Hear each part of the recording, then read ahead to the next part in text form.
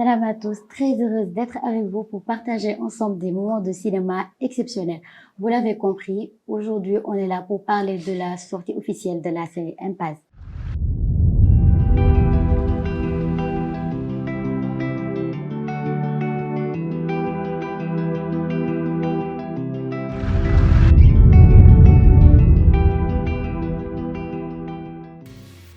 Impasse est une série produite par le club Sénégal Pictures. Une série pas comme les autres. Nous allons découvrir tous les secrets de ce projet avec mes honorables invités, les acteurs. Nous avons Selimka, plus connu dans le film à travers le personnage de Saul, Chocoman à travers Dave et Aïda, la terrible Aïda. Alors, je suis entourée que de bandits aujourd'hui. Alors, Dainak, pour commencer ma première question, Saul, lan ngay sentir booy interpréter ce rôle yomb na wala yomb. D'abord damay nuyu ñi di seetaan Selimka laa tudd acteur interprète dans Sénégal man maay interpréter rôle Saul ci Impasse quoi. léegi yow mën nañu expliquer un peu say émotions booy interpréter rôle bi. Bon rôle la rek c'est juste personnage la boo xamante ne nii réalisateur bi moo ko bind après mu def casting am mu gis ne carrément comme que je suis un acteur peut-être que dinaa mën a interpréter rôle bi j'ai essayé et voilà quoi rôle la quoi comme yeneen rôle yi quoi noonu laa ko jàppee. D'accord. Alors Aïda pour ñi nga xamante ni xamaguñu Impasse lan la ñuy xaar. pour ñi nga xam ne nii xamaguñu Impasse nañ xaar affaire bu exceptionnel benn film la boo xam ne nii ça parle de la réalité li nga xam ne nii moom la ñuy dund Sénégal li nga ci côté banditisme donc nañ xaar loolu noonu ci Impasse xam ne dinañ leen wan secret yi nga xam ne nii moom la jeunes yi di rencontrer ci seen vie quotidienne voilà Impasse voilà. D'accord. mu ñëwaat yow ci à travers yow Saul ñu gis ce personnage un peu révolté et tout penses-tu vraiment que Bandi mun na am dëgg. waaw en tant que comme Saul ci biir Impasse rôle bi muy incarné dafa nekk benn rôle boo xamante ni boo ko seetee ci vie quotidienne bi daf ci am quoi ay jeunes lañ yoo xamante ne nii dañuy nekk ci yenn quartiers yi. dañuy am seen famille finalement dafa am loo xamante ne nii mooy tax tamit nit di dund quoi parce que mënoo toog nii rek di gis sa famille du ñu am lu ñu dundee en plus da ngay bëgg di def da ngay toll ci war a def je te parle nag en tant que rôle bi laa lay expliquer quoi da ngay gis sa morom yi di def yow amoo les moyens pour def ko finalement booy yu bëri dootuñu am benn courage boo xamante ni dinañ mën a dem liggéeyi pour dimbale seen waajur yi mais finalement dañuy tomber ci ay affaires yoo xamante ni baaxul quoi du exemple quoi mais loolu dafa am tamit parce que il faut que tamit ñuy refléter li am ci société bi ñu koy wone quoi carrément quoi loolu mooy rôle cinéma quoi pour man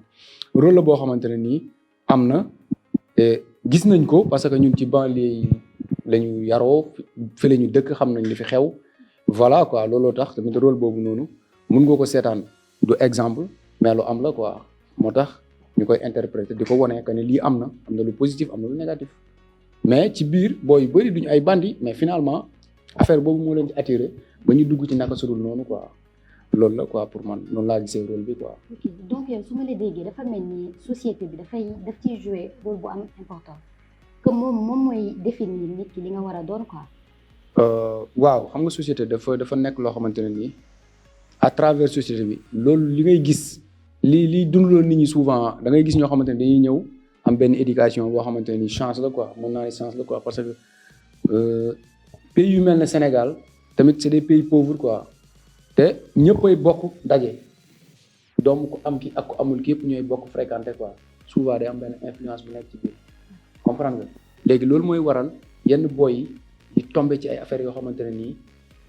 du lu positif quoi lu négatif lay doon. mais juste pour satisfaire seen ay besoins la quoi moo leen di waral ñu nekk yenn band yi ñooñu ñëpp nag pour man am na solution quoi looloo tax souvent ñuy jéem di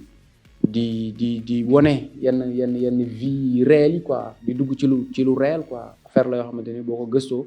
am na ñu bëri ñu may xool xam nañ loolu ça existe am na quoi loolu la rek rôle la rek du dara quoi rôle la lu ñuy wone la quoi am njàngale la rek quoi. d'accord kon ñoo ko déggandoo nee na ab jàngale dong la rôle kese la voilà Dave yow lan ngay sentir booy interpréter sa personnage. salaamaaleykum avant tout maa ngi nuyu waa Sénégal Piqûre di nuyu ñi nga xam ne ñoo ñuy suivre tamit à travers ce que nous li nga xam ne moom la ñuy def quoi waaw bon maa ngi tudd Chikomen Koné di acteur di interpréter rôle Dave ci Impasse voilà donc par rapport à sa question li may sentir mooy plaisir et loolu li tax mu ne mooy caractéristique personnage bi nga xam ne moom laay interpréter quoi tu vois mu nekk réalisation boo xam ne ak scénario boo xam ne ki nga xam ne moom mooy Chérif Asfati bind na ko mais soo koy lire c'est émotionnel en fait donc da ngay dugg ci pour personnage bi di jouer xam nga yow genre da ngay interpréter loo xam ne yow xamoo sax fan la jëm en fait da ngay dem di dem plus tu pars plus nga nekk ci pour personnage bi plus voilà passion bi di gën a dem nga ciy gën a law quoi waaw donc loolu la. d'accord Aïda yow lan la lay def sa personnage. sama personnage comme ni ñu ko waxee rek daf may neex may changer parfois sama attitude à travers les rôles parce que réellement je suis pas comme ça mais comme que rôle moom manteau la booy sol rek boo ko solee tey boo paree da nga koy simmiwaat donc c'est bon parfois may changer samay caractère samay attitude comme ni ma ko waxee à travers les rôles yi nga xam ne moom lañ may jox ci cinéma donc ça me fait beaucoup de plaisir que may jouer sama rôle bande bi sur Impasse. Merci. waaw léegi ñu seetlu ni que Impasse tamit non leneen la am na ay dóorante bëri na action ñaanuñu ko yàlla mais est-ce que sóoraale ngeen pour accident am si quoi. rôle moom bon jeu sax laay wax parce que côté boobu côté jeu la jeu moom déjà booy jouer da ngay dem ak certitude ak yéene boo xam ne nii mën nga ko ci bañ a li en fait mën nga ko ci bañ a gis c'est-à-dire comme par exemple gaañu beeg yooyu noonu doo ko ci sóoraale parce que ma nettali la benn anecdote rek am na benn kii bu ñu doon def benn répétition ci c'était je pense que ci Impasse la woon kooku daanu sama kaw sama gémmiñ gi toj léegi du coup ñoom bañ gisee deret bi ñoom ñëpp a tiit kenn ki ne am na ku bëtam toj de fekk sama gémmiñ bi moo tojoon déjà ñu ngi doon jouer tu joues avec le cœur quoi de doo sax sóoraale ne war naa ci war a mën a gaañu war naa ci war a mën a am leneen ak leneen donc bon ça dépend rek ci émotion bi ak fu mu la fekk. naka ngeen di dundee cinéma bi fii ci Sénégal ak lan ngay wax tamit jeunes yi nga xamante ne dañuy aspirer pour nekk ay acteurs. waaw man moom xam nga déjà man cinéma ci boppam moo ma neex quoi man cinéma daf ma neex c'est vrai que nag après bon nit ñi mën nañ la xool ne la kii comme li Nabou wax rek loolu dafa neex quoi nga dajeeg nit après mu ne la yow li nga def gis naa ko dafa rafet loolu rek doy na quoi franchement yow yaay xam sa bopp rek nga xam ne yow tamit defagoo fi dara quoi il faut nga continuer xam nga ci lancé bi nga nekk nga gën a liggéey comprendre nga gën a yokk sa liggéey quoi pour man loolu moo am solo ci li ngay def parce que lii nii ñun ma wax la benn affaire quoi ñun peut-être que tey la ñëpp bëgg nekk acteur quoi bari na quoi mais yàggul dara c'est vrai que 13 ans yàggul dara mais ñun depuis 2006 ba léegi ñi ngi ci actorat bi quoi kon xam nga ne ñun du bëgg a siiw rek moo ñu si bàyyi quoi c'est parce que passion la ba pare mu nekk benn côté suñu liggéey quoi c'est juste que li may conseiller jeunes yi ci nekk rek actorat boo ci nekkee da nga war a nekk nit koo xamante ne nii ku la gis daf la war a respecter mais nag ça n'a rien à voir avec sa vie professionnelle quoi sa vie quoi sa personnalité quoi parce que ku nekk nag am nga sa propre personnalité quoi mais malheureusement dans nos pays comme Sénégal ñoom personnage dañuy juger quoi mun nañ la gis tey rek nga nekk bandi buñ la gisee ci mbedd mi mën nañ la jàppee benn bandi quoi mën nga ñëw di leen jox benn message boo xamante ne nii c'est pour que ñu xam ko la ku ci nekk boo amee sa njaboot nga bañ a nga fexe ba du mel ne comme Saul nga koy orienté mu xam tamit lan moo ko war quoi te nit ñi di yóbbu seen doom yi ñuy jàng di leen jàngal tamit seen culture quoi ñu xam ñoom ñooy ñan pour man cinéma bi ñuy def loolu la rek quoi pour véhiculer ay messages la rek mais y a rien de voilà quoi bon kantaan nag nga siiw wala nga ñàkk a siiw loolu moom yàlla moo koy def nga génn nga am bayra gaay topp la kii mooy Saul kii mooy Aïda kii mooy Dave yooyu yëpp day am quoi mais yow ci sa wàllu bopp xamal sa bopp quoi nga xam ne loolu noonu siiw du loo xamante ni day constant quoi nga xam sa bopp nga nekk sa liggéey pour man loolu laay conseil bépp acteur quoi toujours daal defal sa liggéey boo pare sa liggéey nga pare ci loolu nga continuer sa life quoi. waaw bon milieu bi rëb na comme milieu nu secteur yëpp rëbee rek mooy comme secteur journalisme gisoon mu rëbee fi mu toll nii actuellement jamono mooy dox quoi tu vois tolloon nañ foo xam ne nit ñëpp ci football lañ nekkoon ak bëre quoi ça marque limse lañ ci waxtaan lu bëri tu vois mais tey jii ñi nga doon gis tey jii ci bëre bi di leen gis ci football bi ak ci basket bi actuellement ñëpp ñu ngi ci secteur audiovisuel bi mooy secteur cinéma bi parce que nit ñi dañoo réer quoi tu vois dañoo réer àdduna dafa dox ba nga xam ne nit ñi xamatuñ sax fu ñu jëm tu vois ñii ñu ngi jàng instant yi nii xamatuñ sax ndax si liñ nekk dinañ ci réussir ou pas ñëpp ngi jéem a daw ci secteur cinématographie bi mais li am ba am mooy comme ni la Selim wax Sénégal club la boo xam ne dafay exister depuis 2006 tu vois ñun mujjee ñëw sama classe gi quoi am na ñu fi jaar avant man tu vois am na ay production yu gars yi def avant production impasse bi limse wala voilà donc ay acteurs yu mag jaar nañ fi tu vois te day continuer incha allah day gën a law voilà léegi li am ba am mooy actorat mbir la boo xam ne dañ koy jàng ne ko ci mbir la boo xam ne dañ koy jàng loo jàngul doo ko tari wala soo ko taree tamit du yàggoo fet ndax di nga interpréter benn personnage boo xam ne mën na la réussir jàngoo nga ñëw mu réussir la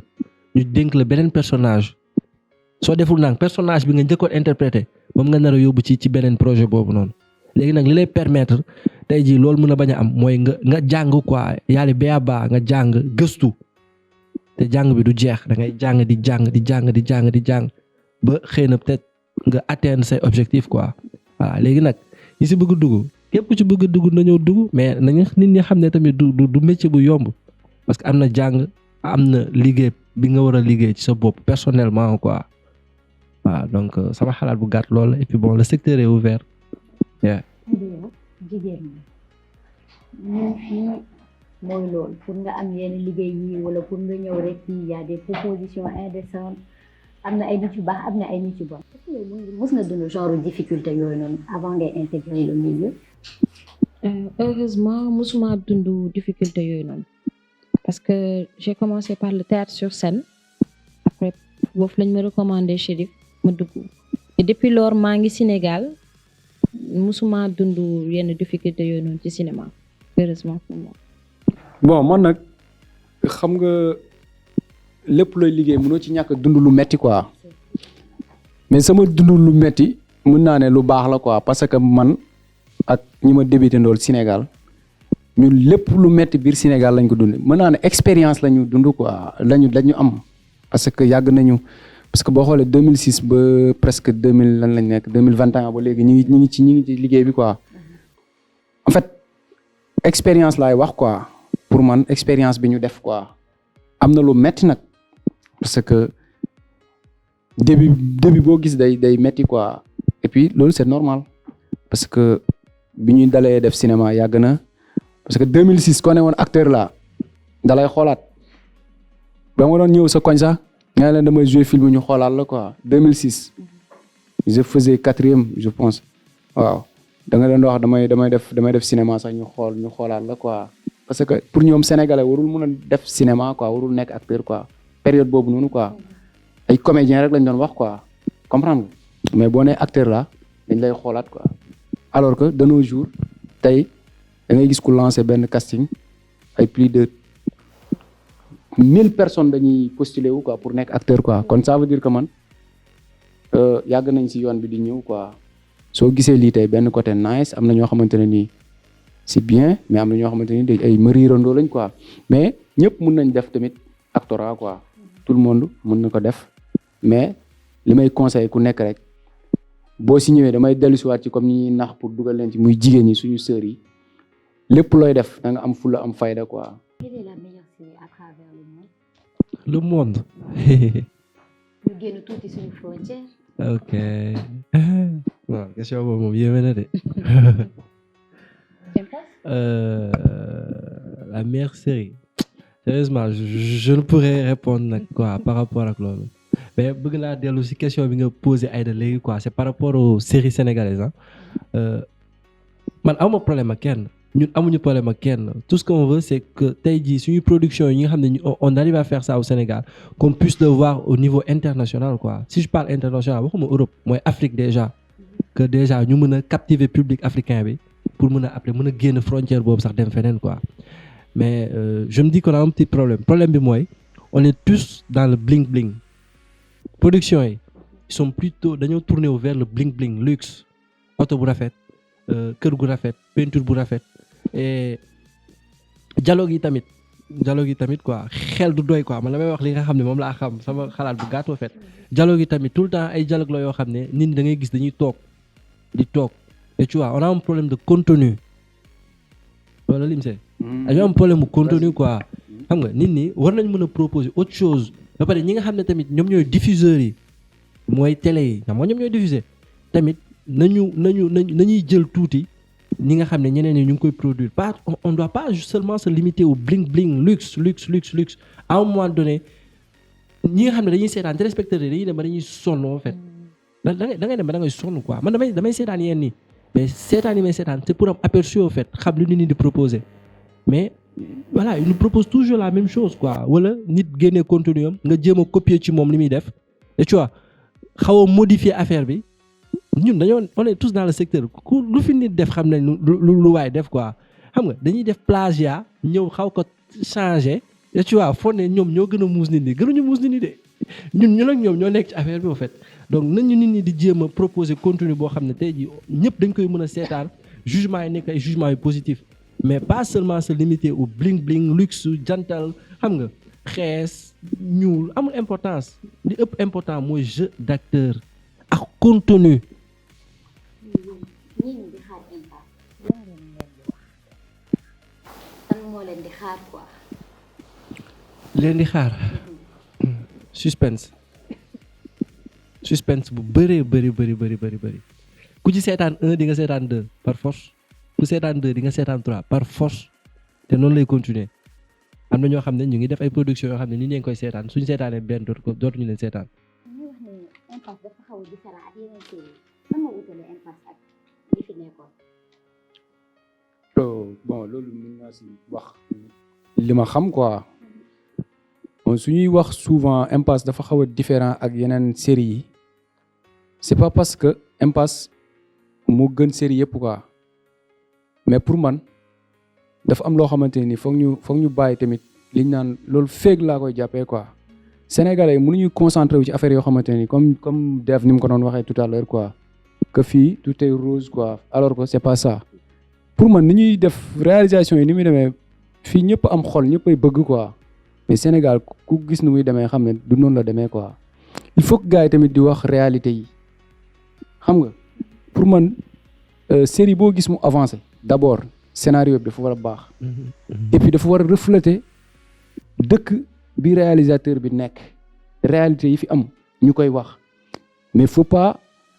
ñu nekk ci benn angle rek boo xamante ne nii benn salon bu rafet la benn xale bu jigéen bu rafet benn gain boo xamante ne nii benn otom bu rafet la yor tu comprends ñun ñëpp bëgg nañ loolu quoi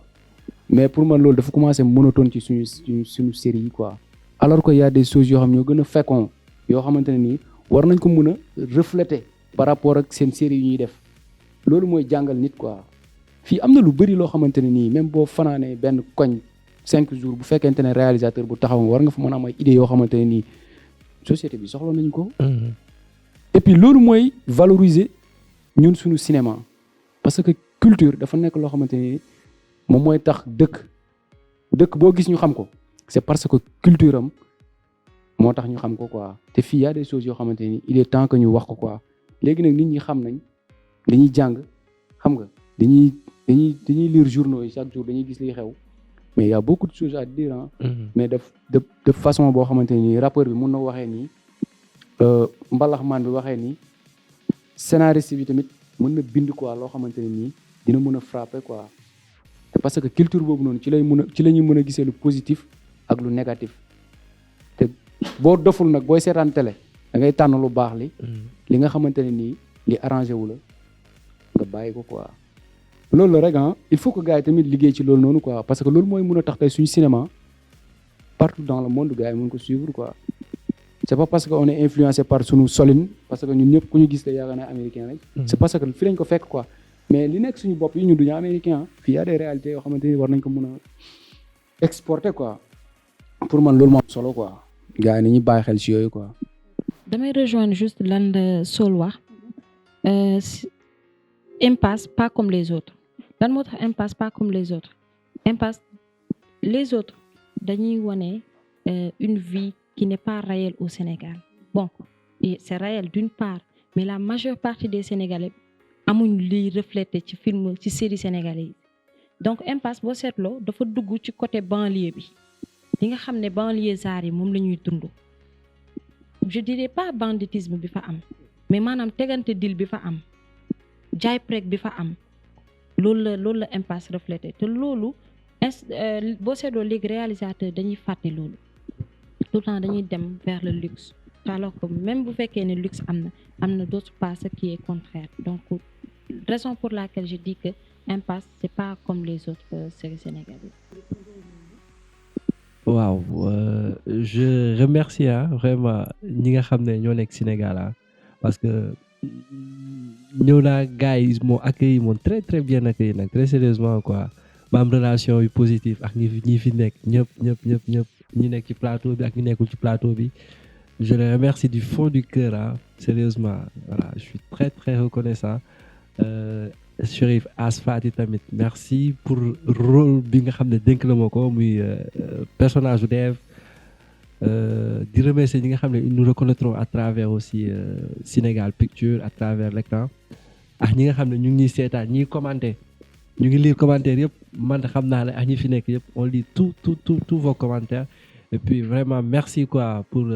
appréciation bi merci pour li ngeen ñu porter tamit quoi vraiment et merci aussi à toi pour plateau bi nga xam ne yaa ngi ñu ko invité di remercier ki nga xam ne tamit voilà moo jaar sama sañse quoi na ko dal jaajëf. Moi je remercie généralement Chérif Asfati et je le remercie au fond du cœur. Je le remercie au fond du cœur, Chérif. Voilà, ça c'est mon dernier mot. Ouais, comme ni ko sama naataangoo yi waxee rek ñoom Aïda bon maa ngi remercier ñëpp ñu nekk ci plateau de tournage bi actuellement di la remercier yow tamit yow mi ñu invité quoi bon di wax ni rek ñu ngi dugg beneen at di ñaanal acteurs yëpp ñi nga xamante ne ni ñi ngi def seen liggéey yàlla jàppale leen ku ci nekk li nga bëgg yàlla defal la ko ci en plus maa ngi remercier sama acteur sama xarit yëpp quoi yi ma nekkal Sénégal yëpp di remercier sama réalisateur Chérif bon moom tamit bon jorul may wax bu bari quoi Nabou wax na lépp di ñaanal ñëpp jàmm ba pare maa ngi remercier aussi Nako Dal moom moo ma jox bii quoi One Love Nako Dal jaa ngeen jëf waay. Alors, ainsi prend fin spécial Impasse. Très contente d'avoir été avec vous et d'avoir échangé avec vous aussi, mes gars. À très bientôt pour la diffusion du premier épisode. Ciao!